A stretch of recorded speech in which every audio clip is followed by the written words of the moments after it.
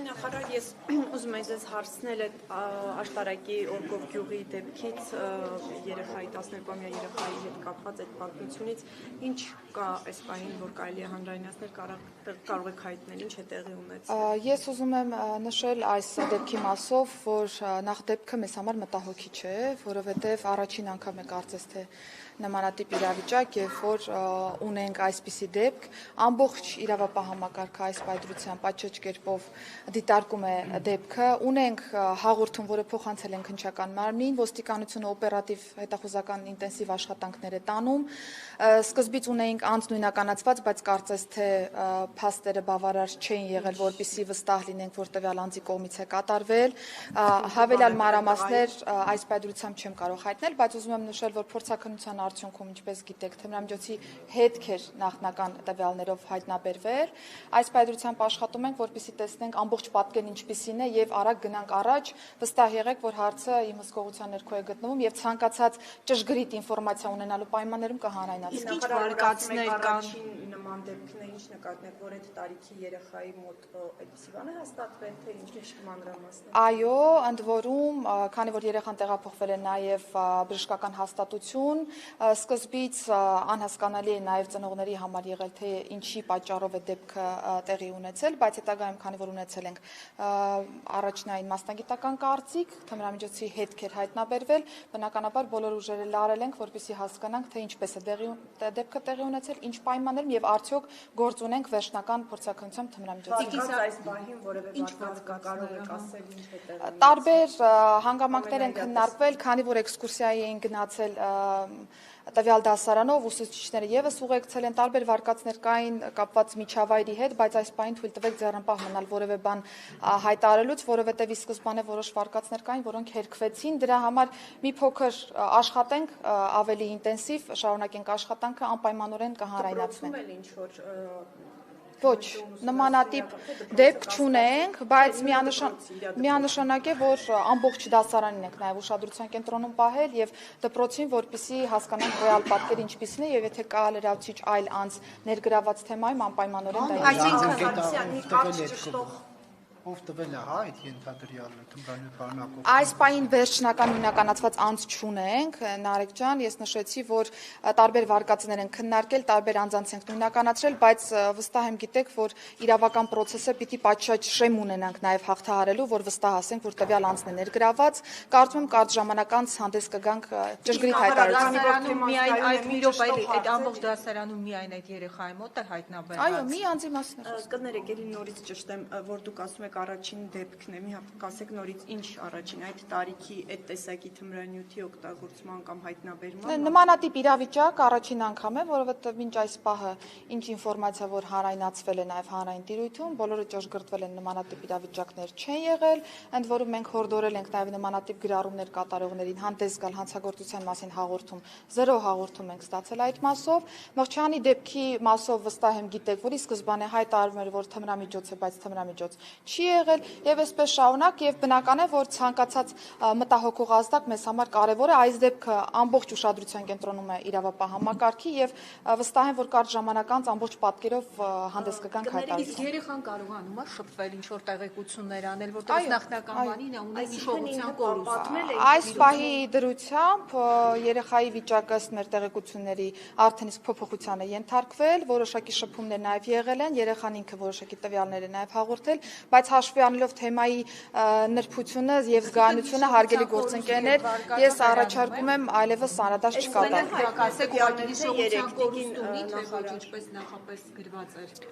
Բժշկական հաստատության հետ եւս աշխատում ենք, դա նախարարության տիրույթում չի գտնում, որպեսզի ես վերջնական այս պայծրությամբ տվյալները հանրայնացնեմ եւ կարծում եմ ճիշտ էլ չէ վարույթի շրջանակներում առողջական վիճակի մասին որևէ տվյալ իմ կողմից հանրայնացնել, ես այսքանով եզրափակեմ նշելով, որ Առաջիկայում հանդես կգանք հայտարարությամբ երեխայի նշած ցանկացած տվյալ վստահ եղեք, որ ստուգվում է։ Իսկ արդեն այլ թեմայով է վիզա Ընտրեմ այլ թեմայով, եթե կա։ Չէ, ընդհանուր պատկերը մի հատ, եթե Այլ բան չունեմ ուղղակի ասելու այս դեպքի հետ կապված, չէ, ընդհանուր առմամբ դպրոցականների շրջանում կարող եք ասել ինչ պատկեր կա հիմա Հայաստանում։ Ես առիթ ունեցել եմ 25 թվականի տարին ամփոփելու ժամանակ էլ, ձեզ հետ ցանկացած շփման ժամանակ էլ նշելու, որ մենք անչափահասների մասով որևէ մտահոգիչ պատկեր չունենք, որովհետև մեր վիճակագրական բազան մշտապես մինչև 10 դեպքի շրջանակներում է տատանվել վերջին տարիներին եւս։ Ես բազմիցս նաև շեշտել եմ սրա կողքին, որ ինձ համար կարևոր է կենտրոնանալ անչափահասների եւ երիտասարդության վրա, որովհետեւ նրանք են ձևավորում առաջիկա տարիներին հանրային անվտանգության այն մակարդակը,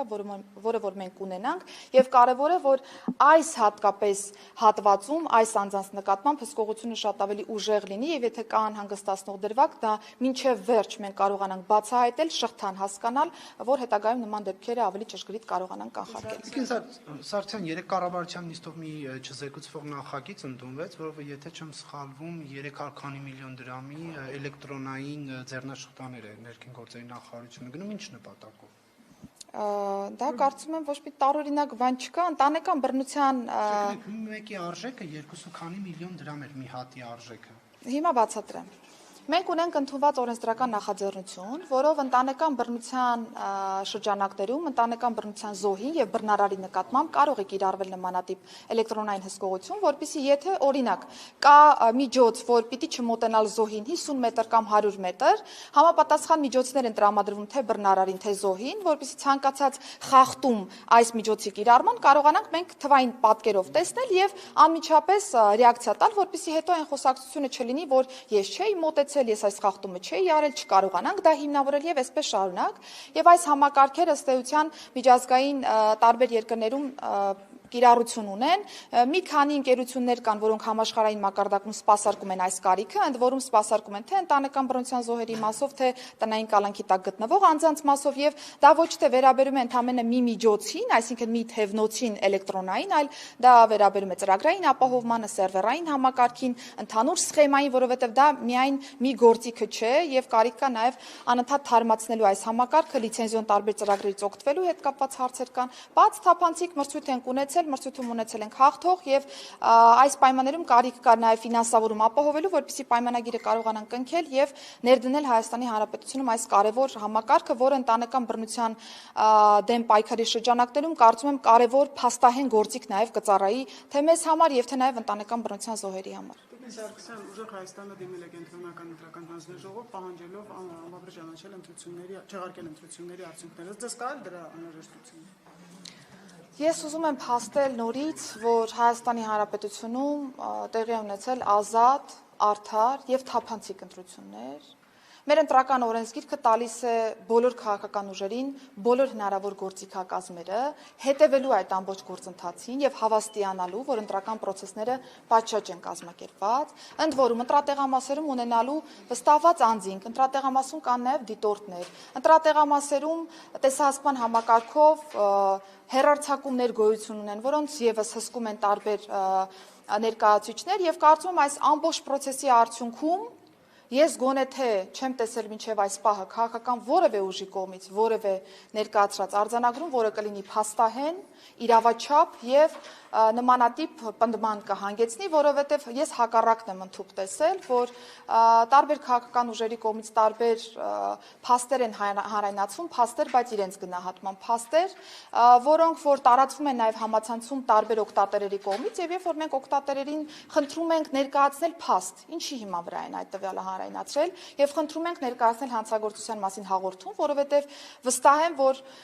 չեք կասկածում, որ մեզ համար կարեւոր է, որ յուրաքանչյուր խախտում մենք բացահայտենք եւ դրան ռեակցիա տանք։ Այս մասին է եղել մեր ամբողջ գործունեությունը վերջին ամիսներին հատկապես եւ տվյալ օգտատերերը հրաժարվել են պարզապես ներկայացնել հաղորդում, որովհետեւ նշել են, որ ուղղակի արտատպել են, օգտագործել են քաղաքական տարբեր ուժերի կողմից օգտագործվող նյութերը եւ երբ որ մենք համադրում ենք այդ նյութերը իրական արձանագրությունների հետ, նկատում ենք, որ որևէ տարբերություն չկա, հակառակը գործընկերները նաև հանդես են գալիս հայտարարություններով եւ ներկայացնում են, որ սխալմունք է տեղի ունեցել կամ վրիպակ է տեղի ունեցել եւ այսպես շարունակ մենք շարունակելու ենք մեր մոնիտորինգը ամբողջ ծավալով եւ եթե լինեն որևէ հարցեր, որոնք որ կարիք ունեն ռեակցիայի, անպայման կտանք այս ամբողջ ժամանակահատվածում թե քարոզարշավն ենք այսպես անցկացրել եւ թե նաեւ ընտրությունների օրը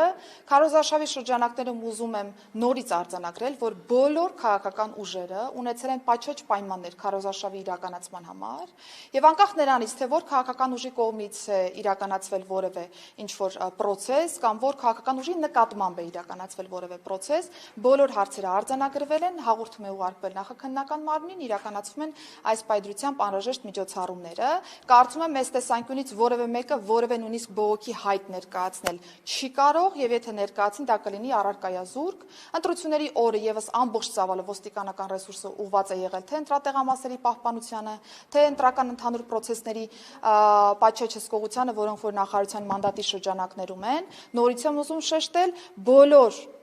հարցերը, որոնք որ եղել են թե մեր տեսադաշտում եւ թե նաեւ անձանց կողմից են ներկայացվել հաղորդում, անխտիր բոլորը ներկայացվել են նախաքննական մարմին, որոշ դրվագներով իրականացրել ենք ստուգողական աշխատանքներ եւ ստուգողական աշխատանքներում երբ որ ոչինչ չենք հայտնաբերել, բնականաբար անիմաստ քննչական մարմիններին չենք ծանրաբեռնել այս տեսանկյունից եւ նախարարության մանդատի ներքո կար նաեւ ընտրացուցակների կազմակերպման մշակման հետ կապված հարցերը, բազմաթիվ մանիպուլացնող հրապարակումներ նաեւ այս մասով եղավ, բայց վստահ եմ, որ պարզաբանումները ավելի քան բավարար հավաստիանալու, որ դրանք իրականում մանիպուլատիվ տեղեկություններ են։ Կենսակցության տեղեկություններ ունի ՆԳՆ Ռուսաստանից քանի քաղաքացի եկել է ընտրական շրջանում։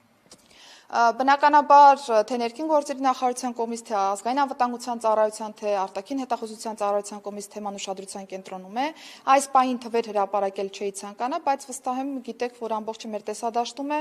Ունեցել ենք նաև վարույթներ, որոնցով անցնում են այո նաև Ռուսաստանի Դաշնությունից եկած մեր հայրենակիցները, ընդ որում ունենք ձերբակալումներ նրանց շրջանում, բայց ուզում եմ նորից շեշտել ամբողջը իրավաչափ վարույթի շրջանակներում, եթե հայտնաբերել ենք, որ եղել է ընտրողի իրավունքի վրա ազդեցություն կամ իրենք որևէ ձևով խոչընդոտել են որևէ ընտրողի ընտրական իրավունքը, ապա նրանք բնականաբար ենթարկվել են մեր կողմից ձերբակալման եւ նրանց հանձնել ենք նախաքննական մարմին, օրինակ դեպք է եղել ընտրական իրավունքին խոչընդոտելու մասով, անձանց հավաքագրման մասով եւ այսպես շարունակ, այս պայն շատ դետալներ չեմ ուզում հանրայնացնել, որովհետեւ թիվ այս պայծրությամբ ասել չեմ կարող, որովհետեւ process-ները շարունակվում են, ես նիստի ժամանակ էլ նշեցի, որ մեր կյանքը չի ավարտվում միայն ընտրության օրով, մենք շարունակում ենք օպերատիվ հետախուզական միջոցառումները, քննչական մարմինները շարունակում են նախաքննության իրականացումը եւ ես վստահ եմ, որ հաջորդիվ կտեսնեք, որ ելի ձերբակալումներ կան եւ ելի եթե կարիքը լինի նաեւ ավելի խիստ խափանան միջոցի կիրառման դեպքեր։ Իսկ Սարգսյան մի հարց էլի, քանի որ ընդդիմությունը անդադ շահարկում էր, որ մահացած մարդկանց անուններ են ցուցակներում, խնդրեմ ասեք երբ են տպվել այդ ցուցակները, որովհետեւ բնականաբար վերջին օրով չէին տպվի եւ այդ ընթացքում հնարավոր է մահանան։ Բնականաբար մենք ունեցել ենք նախնական ցուցակի հրապարակում, ունեցել ենք վերջնական ցուցակի հրապարակում, որը վստահ եմ գիտեք, որ հենց հունիսի 7-ը չէ, այսինքն դրա նախորդող ժամանակահատվածում են տպագրվել։ Մենք աշխատել ենք նաև քաղաքացիական կազմության ակտերի գրանցման գործակալության հետ, ով որ արձանագրում է մահվան փաստերը, հնարավորինս ֆիլտրել ենք բոլոր ցուցակները, ընդ որում process-ն այնքան թափանցիկ է եղել, որ մենք ես չեմ հիշում ընտրություն, որի ժամանակահատվածում ներքին գործերի նախարարությունը այսչափ լայն հանրային իրազեկումներ իրականացնի եւ անընդհատ ուշադրությունը հրավիրի մեր բոլոր քաղաքացիներին դեպի ընտրացուցակները։ Մենք բազմաթիվ ձևով հանրայնացրել ենք, բազմաթիվ մեթոդներով հանրայնացրել ենք ընտրացուցակները, կոչ ենք արել մեր քաղաքացիներին դիտարկելու դրանք, եթե կան անճշտություններ կամ եթե կան հաշվառումներ, որոնց հետ իրենք համաձայն չեն, դրա մասին կարող են բարձրաձայնել։ Մենք այս ընթացքում ցանկացած ազդակի տվել ենք համապատասխան ռեակցիա, եթե եղել է ճշգրտման կարիք, ճշգրտում իրականացրել ենք, ընդ որում մահացածների մասով այդ շահարկումը ես կարծում ուղղակի անիմաստ է այս ժամանակահատվածում հատկապես, որովհետև եթե նույնիսկ լինի որևէ մահացած անձի տվյալ, որը մինչև վերջին պահը բնականաբար հնարավորություն կար օբյեկտիվորեն չճշգրտելու, հաշվի առնելով, որ ընտրություններից բավական ժամանակ առաջ է հրապարակվում վերջնական ցուցակը, ուղղակի կարող են պարզ համադրություն անել, տեսնել այդ անձը եկել է քվեարկության, թե չի եկել, շատ պարզ են մեր մեթոդները, ամեն ինչ շատ թափանցիկ է եւ ես վստահ եմ, որ դրանք ուղղակի ընդհանուր խոսույթներ են, որոնց ներքո որևէ փաստ, որևէ մեկը ներկայացնել չի կարող։ Կային որտեղ մի քանի տասնյակ ընտրողներ էին հաշվառված։ Նարեկ ջան, դա վայել ենք պարզաբանել, ես վստահ եմ, որ դուք բոլորդ հետևել եք այդ պարզաբանումներին, որովհետև մենք տեղեկացնում ենք մշտապես, որ երբ որ ես օրինակ բնակարան եմ ձեռք բերում, նախկին սեփականատերը կարող է ունենալ հաշվառումներ, որոնք որպես կանոն մենք ուշադրություն չենք դարձնում այդ հաշվառումներին եւ չենք հանում տվյալ հաշվառված անձանց մեր բնակարանից որպես սեփականատեր։ Բայց նախնական ցուցակների հրապարակումը հենց դրա համար է, որ դու որպես քաղաքացի տեսնես, թե քո բնակարանում ովքեր կան գրանցված եւ եթե դու հաշ չես տվյալ գրանցումների հետ, դիմես եւ անմիջապես հաշվառումները դուրս կբերվեն։ Բայց քանի որ այդ թեզը անընդհատ քննարկվում է այն ֆոնին, որ այ գրանցել են, որ գնան քվեարկեն, սա ուղղակի առարկայազուրկ թեզ է, որովհետեւ հաշվառումը չի որոշում ընտրական իրավունք դու ունես, թե չունես։ Հաշվառումը կարող է որոշել բացառապես այն, թե դու որ տեղամասում կարող ես քվեարկել։ Այսինքն ընդհանրապես սա պրակտիկ գործիք է պետության ձեռքին, որ կազմակերպենք ընտրություններն այնպես, որ տեղամասերում կուտակումներ չլինեն եւ մենք ինքներս պատկերացում ունենանք, թե որքան ընտրող պոտենցիալ կարող է գնալ տվյալ ընտրատեղամաս։ Ընտրական իրավունք ունի Հայաստանի Հանրապետության 18 տարին լրացած յուրաքանչյուր քաղաքացի անկախ այլ հանգամանքներից։ Այսինքն պահանջները երկուսն են՝ Հայաստանի Հանրապետության քաղաքացի 18 տարին լրացած անձ ընտրության օրը։ Մնացյալ բոլոր հարցերը բացառապես կազմակերպչական բնույթ ունեցող հարցեր են եւ կարծում եմ այս տարի հատկապես նմանատիպ թեմաները անընդհատ նորից քննարկելը ավելի ուղղակի առարկայազուրկ է դարձնում են բոլոր պնդումները, որոնք որակվում են հատկապես որպես ընտրակեղծիք։ Հանձնագրերի տպագրությունն ինչ փուլում է դեկես արդյոք։ Այս պահին բավական ակտիվ փուլում են գտնվում, վերջնականացրել ենք դիզայնը, առաջիկայում կարծում եմ եւս մի անգամ առիթ կունենամ այցելելու Նիդերլանդերի համապատասխան արտադրամաս եւ արդեն 26 թվականի աշտանը կմատուցենք այս ծառայությունները պատշաճ կերպով մեր քաղաքացիներին։ Առաջիկայում նաեւ գրասենյակների մասով որոշակի տեղեկատվություն կտանք, թե որտեղ են հատկապես լինելու, որովհետեւ երկփուլ ենք նախատեսում,